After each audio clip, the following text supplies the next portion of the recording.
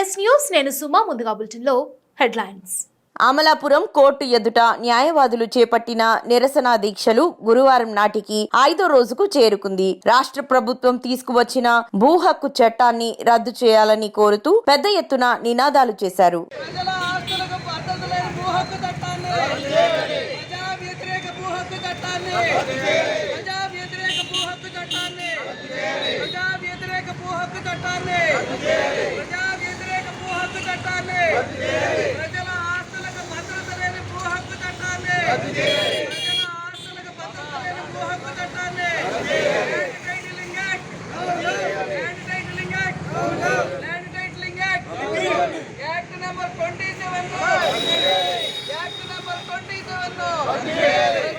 ఆస్తులకు భద్రత లేని యాక్ట్ నెంబర్ 27